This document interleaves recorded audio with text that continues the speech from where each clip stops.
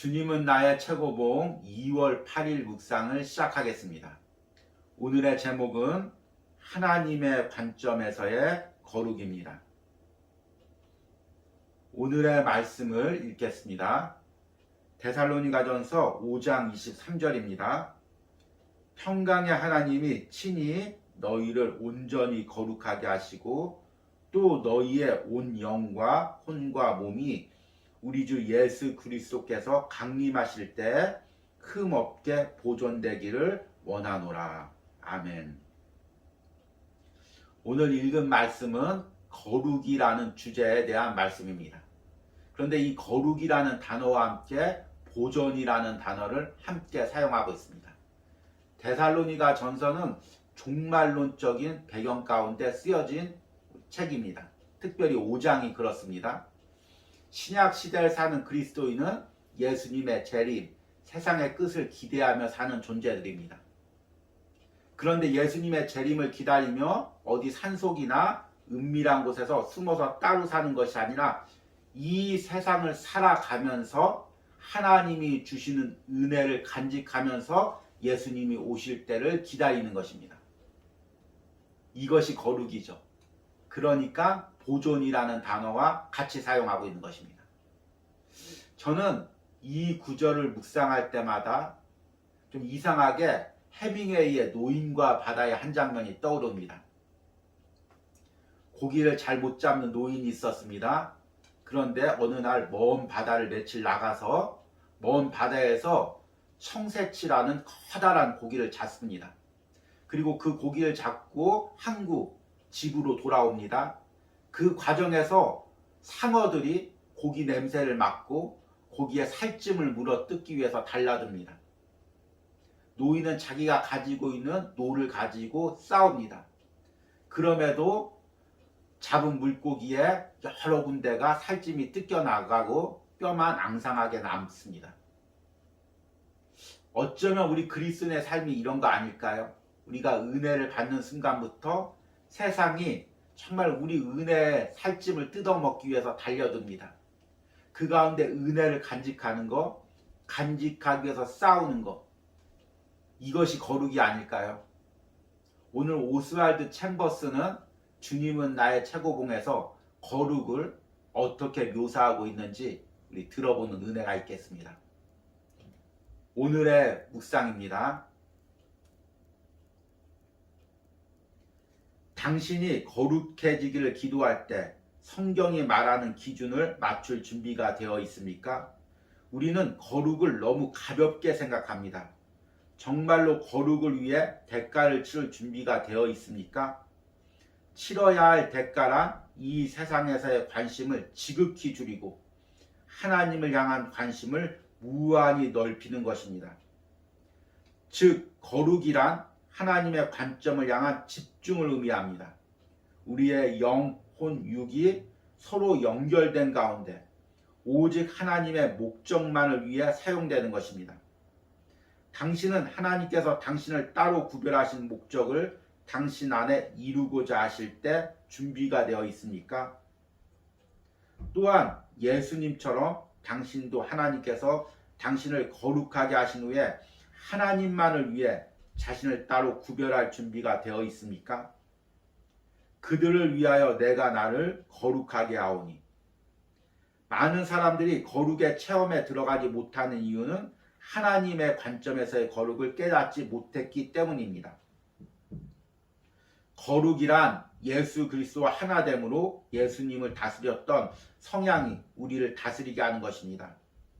이를 위해 어떤 대가라도 치를 준비가 되어 있습니까? 우리 안에 하나님께 속하지 않은 모든 것을 희생해야 합니다. 사도 바울의 기도에 호응할 준비가 되어 있습니까? 주님, 주께서 은혜로 죄인을 구원하심과 같이 나를 거룩하게 하소서 라고 말할 준비가 되어 있습니까? 예수님께서는 자신이 하나님과 하나인 것처럼 우리가 주님과 하나가 되기를 기도하셨습니다. 성령의 역사의 가장 뚜렷하고 유일한 특징은 우리를 예수 그리스도와 닮게 만들면서 예수님과 관계없는 모든 것으로부터 자유하게 하신다는 점입니다. 성령께서 우리 안에서 역사하시도록 자신을 따로 구별할 준비가 되어 있습니까? 오늘 묵상에서는 거룩이라는 주제를 이야기하고 있습니다. 거룩이라는 단어의 의미는 구별되다는 의미입니다. 레위기 19장 2절 보면 이런 말씀이 나옵니다. 너는 이스라엘 자손의 온 회중에게 말하여 이르라. 너희는 거룩하라. 이는 나 여호와 너희 하나님이 거룩함이니라.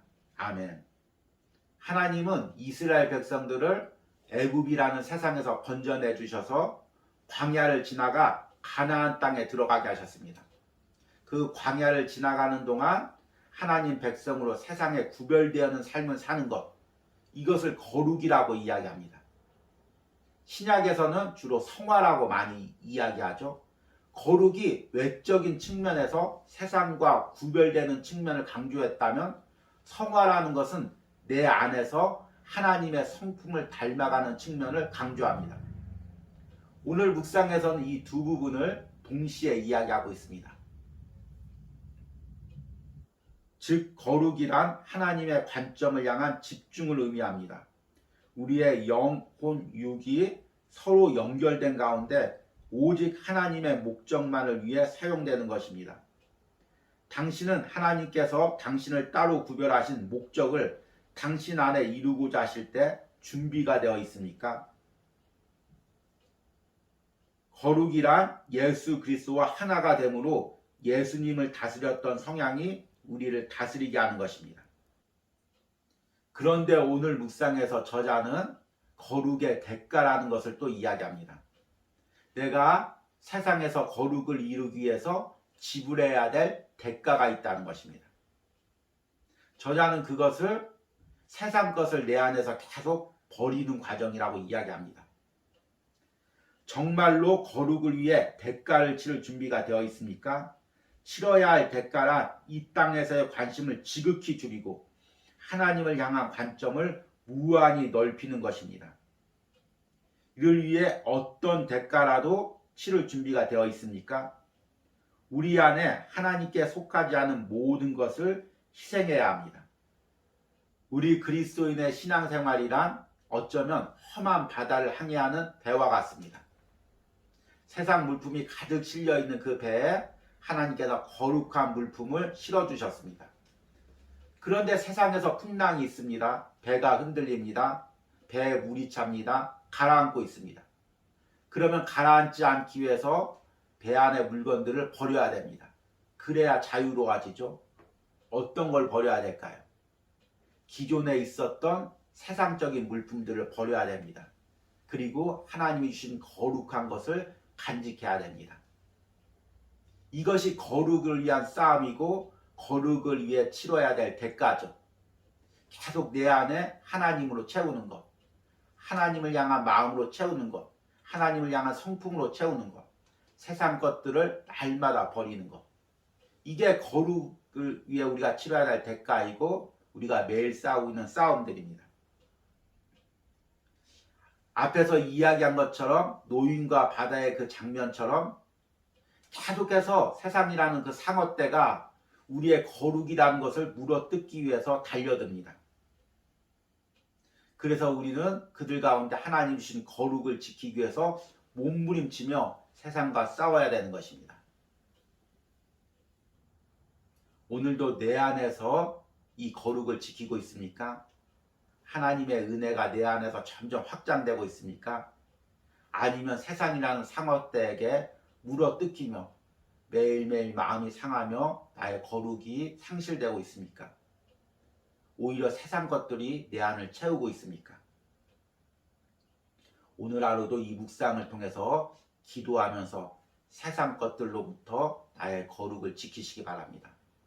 세상 것들을 내어주면서도 나의 거룩은 오히려 지켜지는 그런 은혜가 있길 바랍니다. 오늘의 적용 질문입니다. 오늘도 나의 거룩을 갉아먹는 상황은 무엇이 있습니까? 이 상황 속에서 내 안의 거룩을 지키겠다고 결단하며 거룩해지는 싸움을 싸우는 은혜가 있길 바랍니다. 우리 기도하시겠습니다.